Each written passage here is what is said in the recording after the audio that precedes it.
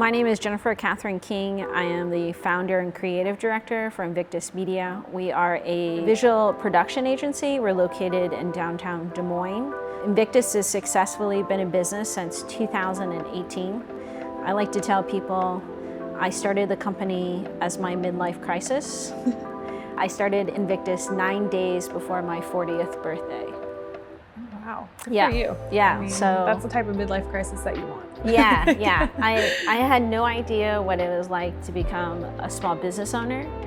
I just knew that the last couple of jobs, which they were very much freelance jobs, I was just tired of working for other people under their umbrella, and I knew that there needed to be significant change in my life. Mm-hmm. Awesome. So when you started your business, where did you kind of see it going, or what was your dream for this? Well, when I first started Invictus, we were a full service agency of one, and that one was me. We did everything. We did social media placement, website design, graphic design, video production, anything to help support whatever business that I was working with on helping them in whether it was digital or traditional media. So when I went full steam with Invictus, within 3 months of being in business, I had 10 clients already, and I was slowly sinking.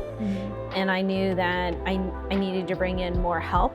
I brought in an actual intern. He was actually a high school senior, and he helped me with the graphic design aspect. I taught him graphic design work as fast as I could. And then I taught him social media placement and things like that, because I knew that if I didn't hurry up and take care of, not really so much hurry up, but if we didn't take care of those 10 clients, then it would pigeonhole me on, it would stagnate the growth. So I brought on like a part-time intern, but he was a paid intern because I believe in paying people. Yeah. I would say within another 30 days, 4 months into being in business, I brought on a full-time filmmaker, cinematographer to help with the video production aspect of it. I would say within the first 120 days, I had a full-time employee. Wow. And the only reason why I had a full-time employee instead of a 1099 contract employee was he didn't want to pay taxes on his own, so the company had to pay for him. So that's what I did. And then within 6 months, I started shifting the focus of Invictus to where we were mostly video production in that aspect, and slowly started saying no to doing social media, website design, and things like that. I started connecting with other creatives and collaborators on people that I felt that was their specialty. So it was easy for me to recommend such and such for X job, because that's what they did for a living. Yeah. As far as what I saw in Invictus, I wanted Invictus to be a visual production agency, content creation, because there really wasn't anybody in Des Moines solely doing what I wanted to do. So my background was, I got into the business by accident, walked into my office one day and said, I need you to create the video production company here, like the internal, video department here at Nike. And so I did that for a few years, and then I was recruited by Men's Health and essentially did the same thing. So I've been doing, truthfully, video production since 2010. Wow, that's awesome. So how did you get started then with the SBDC? How did you hear about us? And around the time where around 6 months in, I had heard of the Targeted Small Business Program by the Iowa Economic Development Authority. So I ended up meeting Jill Lippenscott face-to-face, because if you become a TSB, Jill likes to meet people that are actually the owners, so to basically verify that they say who they are, right? I get that. And then she ended up telling me about the SBDC in our first meeting, and honestly, I didn't have a business plan. The business plan was basically locked into my head. So I didn't know I needed to do that. So she ended up giving me Jenica Johnson's information, and I scheduled an appointment with her, and I met her, and she basically turned me on to Live Plan, which is the SBDCs, all encompassing like business plan, forecasting, things like that. She was kind of walking me through it, and she was like, well, is there something that you want me to help you with? And I had no clue what forecasting really was, right?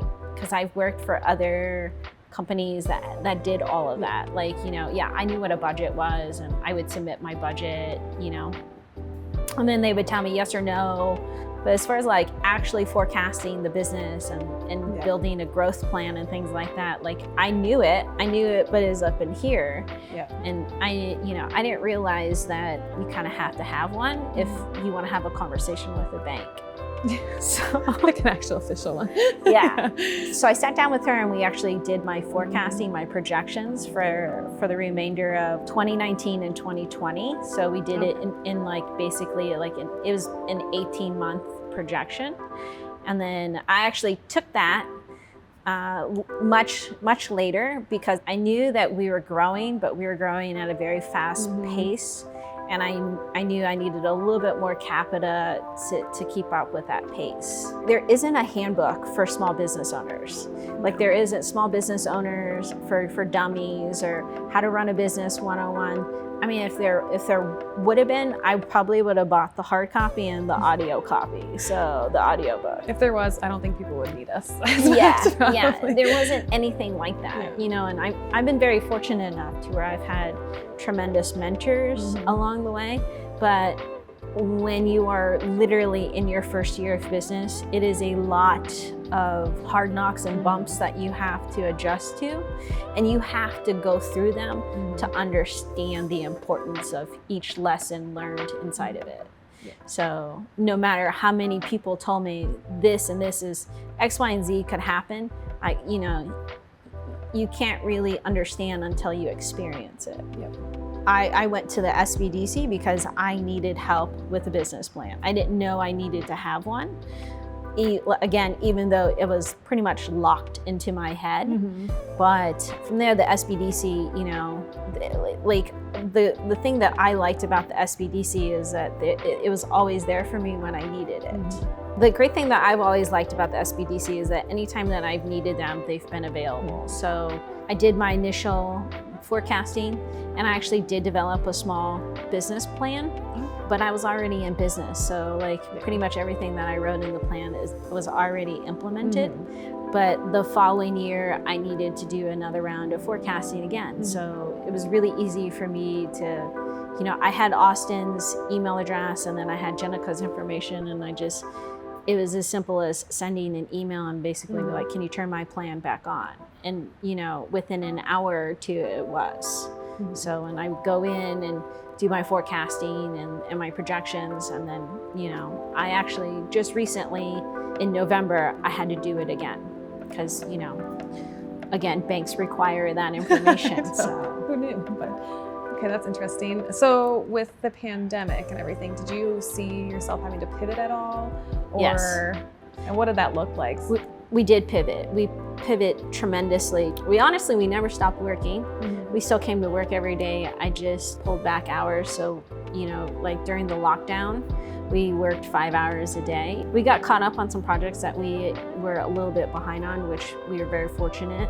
And then in the midst of it, we ended up pivoting and started offering full-time live streaming services. So there are other production companies in the area that like their main bread and butter is live streaming, but they could not give the supporting assets such as like commercial work or event coverage or promos to go with it because they didn't have the equipment or the people to do so. When I offered live streaming, it was easy for me to offer live streaming and then offer, you know, promotional work, you know, promotions such as commercials or short little social media clips to help advertise for their event because it was virtual all at that time. So, and of course, you know, people were always on their phones or on their computers, so it was easy for us to turn over, you know, a short asset for them to run on social media to help advertise for their live streaming event. So we were able to do that. And then, not that I'm saying, you know, live streaming is easy, but we made it as easy as possible to where the clients didn't have to worry about that. All they had to do was do their presentation or host their event, and we would take care of the rest for them. I just have a couple more questions. So you and I briefly talked earlier, but why, I mean, you've kind of been all over. Correct. You've lived a lot of different places. Why Iowa? Why Des Moines?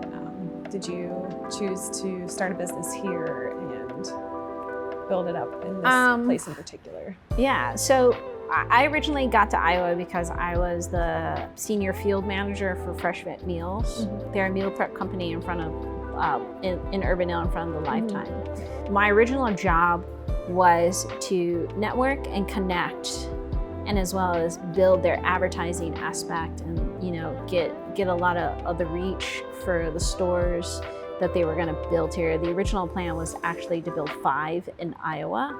We built 3, and all in Des Moines. And then the grand scheme of the picture was to build 40 up and down I-35, all the way from Texas to Minnesota.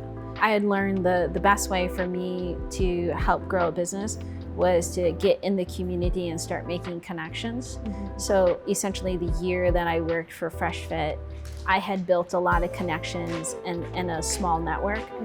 It was easy for me to connect with people inside of the network or the community that I had built. And then as well as I knew that when Invictus got to the point to where we would start traveling full time, the airport truthfully made a significant difference in the decision to stay here, because it would just only take TSA, honestly, you know, it doesn't matter what time of the day, 10 to 20 minutes at the most to get through. You know, your larger airports like Chicago, LA, New York, you can spend hours trying to get through TSA. Getting in and out of Des Moines is also very central, so you can easily come in and out as you need. Yeah, no, that makes complete sense. And I guess, yeah, with all your equipment and everything, it is very convenient to have a place where you can travel with it and not have to worry about it being confiscated and all that. Yeah, so, for sure. I guess my final question is, so what would be your one piece of advice to give to someone that's thinking about starting a business or is just, you know, really early on in it? What have you learned through this process that you would, you know, tell a fellow entrepreneur? That's a loaded question. I know it is. I love to ask it though, because I get really interesting responses. So I would say, you know, use the resources that are available. I did not realize that there are so many free resources to help grow your business or help you navigate inside of it. I didn't do this all by myself. To a certain extent I did, but I, you know, at the end of the day, I advocated for myself. I spoke up when I needed help and I took it when I needed the help. You know, there wasn't any pride inside of it because, you know, nobody wakes up and says, I'm gonna be a small business owner. Like, nobody's that crazy. And if they are, then they're 100% legit and they're ready to do it. The resources that I used was, I used the Iowa Economic Development Authority. You know, I became a targeted small business. They're the people inside of that, like Jill's always been a great advocate for us. And anytime that I had questions or I needed some answers, she's always been there to help me. The Iowa Center for Economic Success, which is a part of the IEDA, that I didn't use very many resources inside of that. But I did take out a small micro loan through TSB when I first started out to help buy my equipment. That was a resource there that I don't think people realize is available. Then of course the SBDC, you know, I didn't realize this, but Trisha Rivas from Trixie's, who now works at SBDC, actually told me that, you know, like the Goldman Sachs program, right? I am not a Goldman Sachs person, but or a business, but the Goldman Sachs program uses Life Plan. Well, you don't have to do the Goldman Sachs program. You can just get Life Plan from the SBDC, which is 100% free. And I can, you know, truly testify to the fact of I use it every year and I don't get charged for it. So it is a extremely great resource that is free and is available. I just think not that many people know about. Yeah. That is my best piece of advice, is Anybody that's starting out, whether you're a guy or a girl, it doesn't matter where you come from. If this is a business, if you want to start a business, reach out to a fellow small business owner and ask them the questions. Ask them the questions that you need the answers to, because for me, I can direct people to the places I got my answers from. Yeah, exactly. And I guess I do have one more question that just kind of came to me. So, I mean, you are a woman business owner too. And does that, I guess for women wanting to start their own business, would you still offer that same piece of advice? Or is there something else that you would, I mean, times are changing, obviously, and there's a lot of women business owners out there and things like that. And there's so many more opportunities for them. Would you offer any other piece of advice for them specifically? Are there communities that you've found, especially in Des Moines? My first year, I actually joined NABO. Okay. I probably did NABO for 7 or 8 months, and then I just felt like, where I wanted to be at was completely a different version of what, NABO is great because it puts you in connection with other small business or women business owners. I am a part of FemCity to a point, but I'm not a FemCity member. Yeah. I support other women inside of FemCity. Like, I allow them to come use our studio space or our event space and things like that. I don't really charge them. Yeah. I don't charge them, actually. I look at it like, if you need the space, I have the space, as long as it's not conflicting with a shoot that we have or something that we have going on. Those are two really good resources. I joined a small nonprofit group called Heart of Des Moines. Okay. That they work with, it's a mix of different collaborators or creatives that actually like to work with nonprofits. I think as a female business owner, I don't think I've truthfully have run into an issue of I didn't get business because I was a female. I would hope that my resume is strong enough, and then the work that we're doing here is able to present, a good representation of what Invictus can do. I think, honestly, as we're going into 2022, it doesn't matter if you're a man or a woman. If you do great work, you do great work. I have a hybrid mix, 3 females and 3 males that work for me. So, and they all come from all different walks of life. I think as a female business owner, it doesn't matter if you're a female business owner or if you're a male business owner.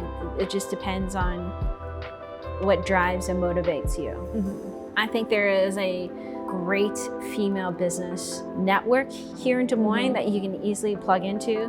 But truthfully, the 2 mentors that I've had, the 2 or 3 mentors that I've had have actually been males. I think you just have to look at it like, my best piece of advice for a female business owner is if you want to do it, just do it. If you find that you're struggling, then reach out to, if you feel more comfortable reaching out to another female business owner, then by all means. I've had questions along the way, and I've talked to the people that have been a part of my life that have built their own businesses, or they've built several businesses. And I've asked them questions, or we just kind of talk shop. Awesome. Well, yeah, you guys have a lot of great services to offer and a lot of good that you can do to a lot of businesses. Yeah. So, yeah. And obviously, if you need any services from the SBDC, it's just iowasbdc.org and request counseling. And, yeah, we'd love to help you out. So, well, thank you so much. I appreciate you sitting down and speaking with me. And it's kind of anything else you want to add, or that's pretty much all my questions. And no, I think what you guys are doing is phenomenal. I think a lot of people just don't really realize that you guys are there.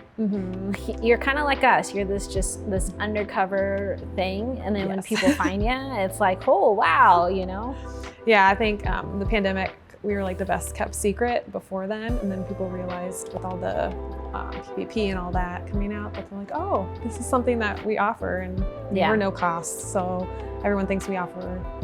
They'll have to pay us to help them, and nope, we're just full-time people that want to help. So yeah, it's nice that small businesses have that opportunity and these resources. Correct. So. I didn't realize you said 15 regional offices? Yep. So we cover all 99 counties across Iowa. Okay. So if there's one in Des Moines, there's one everywhere. I mean, yeah.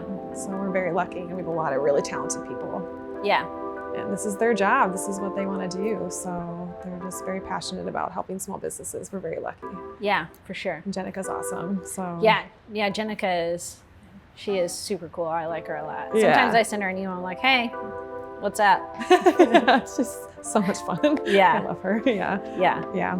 I work with the best people, so. Yeah, that's great. Yeah, it makes a difference when you get to you love what you do and you love coming to work, and then the people that are there is a part of that. Exactly. I've only been here a little over a year, and I feel very blessed that I stumbled upon this when I did. So yeah, it's been awesome. Yeah, I really enjoy the SBDC. The SBA has been very helpful, and then CIRAS is another. Yeah, the CIRAS program. They're actually in our building. Yeah. Our state office. Yeah, I work with Justin quite a bit. Oh, okay, cool. Well, I used to. When I decided to take that leap of faith and starting to write RFPs.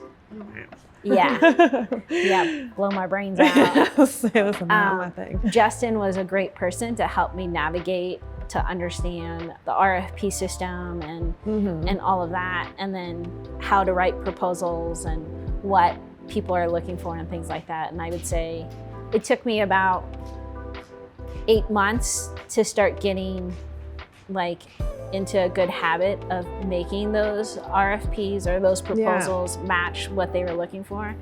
And that was great for me too, because that's actually another avenue of business that I don't think people really realize is out there as a service provider. And it's we've actually won quite a bit of RFPs from what I learned from Justin and what I started seeing. When I would submit for an RFP and then if we didn't get it, I would look at other people's RFPs because it's public information, which I didn't know until Justin told me. So I started looking at what I was doing versus what other people were doing. And I think the thing with Invictus is that we're always going to try to do something better, and I just basically expanded from there. And Justin's been a great support system inside of that as well. That's awesome. Yeah, there's just so many organizations out there. You mentioned, TSB. We work really closely with them. Yeah. Jill's awesome. Yeah. She's booked one of our meetings. Kimberly's the new. Kim's dope. Yeah, I like her a lot. She's awesome. So she's new at the TSB, and we're excited to work with her. IEDA is another one of our partners. I mean, you've pretty much worked with them all. I think I worked with a lot of these agencies that nobody really knew existed. Yeah. And then it's almost kind of like when you stumble into one, you just go down a rabbit hole of more. Yeah, it's crazy. And it's not like these are all, super expensive organizations. No, they're free. Yeah, exactly. That's 100% crazy. And a lot of business owners just don't even realize that these are people just want to help you. That's all they do. Yeah. That's all they do. So it's just awesome to hear that you've, worked with all these organizations and people that work. Yeah, I've tapped into all of them and I've taken all the resources that I could from them. And then, we grew into far more than what I could expect. I mean, we're up to now 6 full-time staff. Wow. I actually have an operations manager, so she's employee number 7. And then, we moved from less than 500 square feet of an office space to 4,000 square feet of office and studio space. And then, we're currently building a closed production set that's another 1,700 square feet. Wow, that's awesome. So, and I couldn't have done it without using the resources that were available to me to help me. I guess in an essence, whether it was through SBA programs or the TSB microloan program, we did PPP last year, and we've done all those things because in essence, I wouldn't say it was free money, but it was the resources that helped me get to the funds that I needed to help grow. Exactly. And it's just really cool to hear that helped you so much. And hopefully other businesses can reap those same benefits and take advantage of what Iowa has, because it is lucky that as small of a community as we are, we still have just as many resources available. Yeah. Well, it's funny, I've actually turned my banker over to Jenica and actually introduced him to her so that, because he had no idea that the SBDC was around. So And he was like, There you go. where did you come up with this Yeah. business plan? And I told him, and then I made the intro for him, and he was like, holy crap. That's awesome. Like, it's great for, I think bankers need to connect so that they can, have that face-to-face time. Because when I sat down with Jenica actually gave me a small list of potential bankers that she knew, but they were all outside of Des Moines. Yeah. So for me, I wanted to work with somebody here in Des Moines, Yeah, exactly. so that I can have that face-to-face time if I really needed it. Because I guess maybe I'm a little bit still old school. I still like to have face-to-face time with people. Yeah. Yeah, it's So- almost more comfortable that way, and you feel like more of a connection with people when you're Correct. actually in person. Well, I mean, honestly, the bank that I'm with, when I first came to them and I said, I need to borrow money, I need a little bit more capital because I'm growing really fast. He actually turned me away the first time. Oh, wow. He first said, I don't know. And this is over the phone, Yeah. And then I was like, why don't you just give me a chance and I can go over my entire game plan with you. And if I didn't have the forecasting that from Life Plan, I probably would have not have been able to get the funds that I needed. Yeah, and so did you go meet with him in person? Yeah, And then he didn't say no? yes.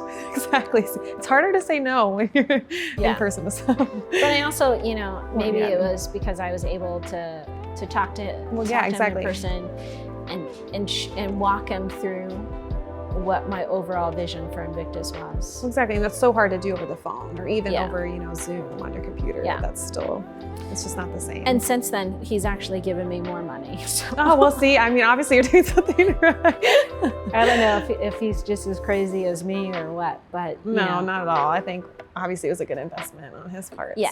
So, well, it's cool. I mean, you talked about connecting Jenica with another banker. It is cool that we've had that opportunity with our clients. I mean, just you don't never know what's going to happen with who we work with and help down the line. I mean, there's just so many more connections and network that we make too with our regional directors and things like that with their clients, and it's been really Right. cool to see Yeah. what could happen. I mean, Well, I just looked at it like, the network is there. Why not just continue to keep expanding it? exactly. I mean, just because we meet with someone you once doesn't mean that Yeah. it could happen. We're always going to be around. Yeah. And the connections that you can make and the network that opens up too. Well, I look at it like, why not open the network up, because there might be another person out there that needs the resources and the help just like I did. Exactly. And they just didn't know about it. Exactly. So, Well, thank you. And I think a lot of people a lot of business owners are gonna see this and be, learn something about the resources that are available that they Yeah. might not even know. So they're free. They're free. we are no cost. No cost, yeah. We I will can scream it. testify to that. Yeah, exactly. 3.5 years later. Yes, exactly. So. Well, thank you so much. I Yeah, appreciate for sure. it. And yeah, this is a really good conversation, and I feel like very professionals. We do video. I'm glad I could be on my Oprah set. So There you feeling go. Pretty good. There you go. If you guys Off want the an Oprah bucket set. list. Yep. If you want an Oprah set again, just let me know. Exactly. All right. Exactly. Awesome. Cool. Well, I got nothing. All right. We out. Sweet. Peace.